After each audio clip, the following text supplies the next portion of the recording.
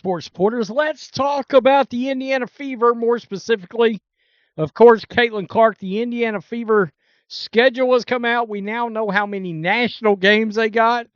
Question is, what's the deal with the other 3 games? I'd love to understand that. Caitlin Clark is going to spend all of next season playing in NBA arenas. We've got rival fans being furious that, Caitlin Clark is she's getting new arenas, getting moved to new arenas. You've got people saying that they're pushing the Fever. Why are they pushing the Fever? Caitlin Clark is about to spend an entire season playing in NBA arenas.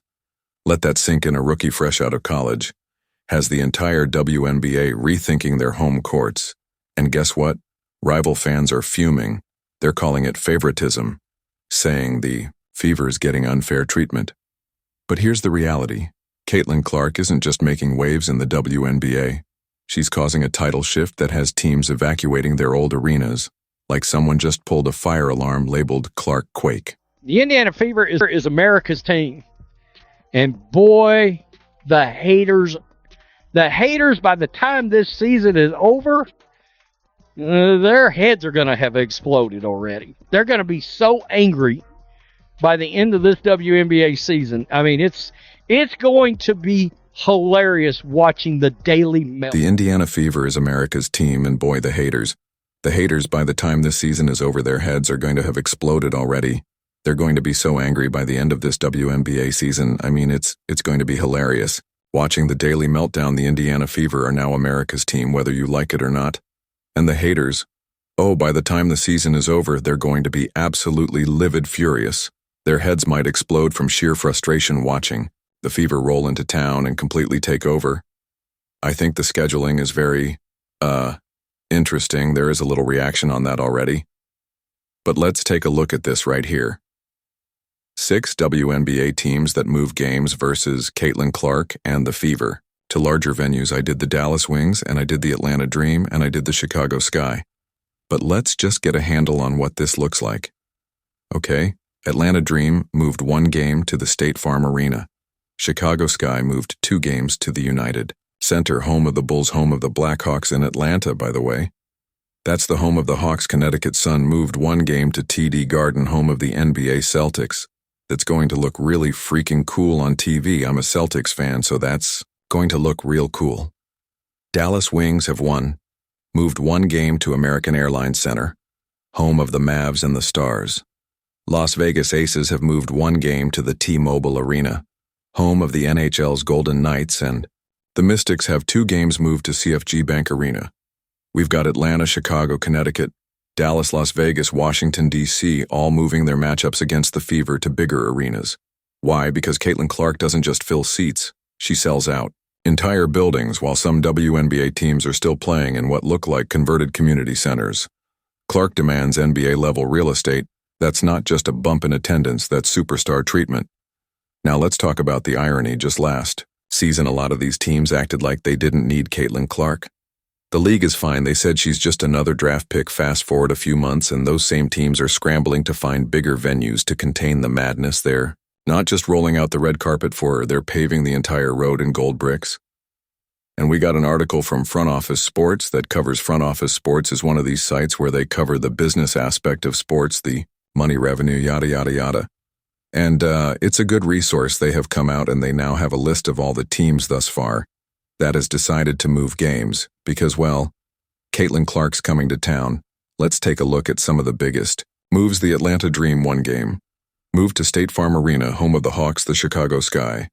2 games in the United Center, home of the Bulls and Blackhawks, and let's be honest, if the Fever weren't in town, Angel Reese might as well be playing. In a high school gym, the Connecticut Sun, they don't even have an NBA arena nearby. So they pack their bags and move their game to TD Garden in Boston. That's a new state, a new zip code, a whole new level of recognition. The Las Vegas Aces, even the reigning champs with all their trophies and glitter, are shifting games to T-Mobile Arena. Why? Because the Clark effect is real. We're talking about a player who, before even stepping onto a WNBA court, has completely altered the league's trajectory. Some estimates suggest that her games alone will account for 30% of total WNBA attendance this season. Let that number sink in. 30%, that's not just impact, that's dominance, and it doesn't stop at ticket sales. This is an economic stimulus event. Caitlin Clark is out here, boosting revenue like a one-woman GDP machine. ESPN analysts joked about it, but the numbers don't lie. Some teams average around 3.0 fans a game. But when Clark comes to town, that number jumps to 17,000. That's not a boost, that's a financial revolution. Now let's check in on the haters. The same ones who swore Clark was overhyped, the ones who said she wasn't ready for the yaw. Pros, funny how quiet they've gotten. Now that their teams are selling out, their jerseys are flying off the shelves, and TV ratings are skyrocketing. And let's not forget Angel Reese, the former college star who thought she had the WNBA's future locked. Up she's watching Clark take center stage, grabbing all the primetime slots and playing in venues that Reese's team can't even book on their own. It's got a sting. Speaking of TV, 41 of the Fever's 44 games this season are nationally televised. Our Indiana Fever put this out, man, just a few minutes ago. All eyes on us. 41 of our 44 games are on national television. The most television games in franchise history. The most national television games for a single team in WNBA history. Read that again. 41 out of 44, that's more than some franchises have had in years. ESPN, ABC, CBS, NBA TV, they all want a piece of the Clark buffet. This is record-breaking attention, and it's happening before she's even played a single game. Let's be real. The WNBA needs Caitlin Clark badly. This league, which has struggled with attendance, sponsorships, and TV deals, has just been handed a golden ticket. And make no mistake, the execs know it. That's why they're putting her front and center. This is exactly what the NFL does with the Dallas Cowboys, love them or hate them. They drive ratings, and now the Indiana Fever, thanks to Clark, are getting that same treatment. Why? Because the numbers demand it, and yet there are still people mad about this. It's madness. Here's the real kicker. This isn't just about one season, this is legacy warfare in professional sports. Legacy equals power, and the player who brings in the biggest crowds, the most revenue, and the highest ratings, they shape the league's future. They dictate the deals, the salaries, the sponsorships. Caitlin Clark isn't just playing basketball. She's rewriting the financial blueprint of the WNBA. And for those who think this hype will fade, think again. If anything, it's bigger than her. College days, this isn't just a player transition, it's a cultural shift.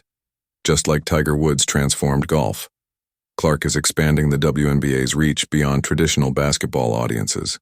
More eyes, more money, more change. So here we are. Caitlin Clark, a rookie, is already seated at the throne of the WNBA. The rest of the league, they can either embrace it, join the movement, or keep soaking in the background, while Clark highlights play on every network. This isn't just a moment, it's a movement. And trust me, it's only getting started. Are you excited for the Caitlin Clark era? Let us know in the comments, like, subscribe, and turn on notifications so you never miss out. See you in the next one.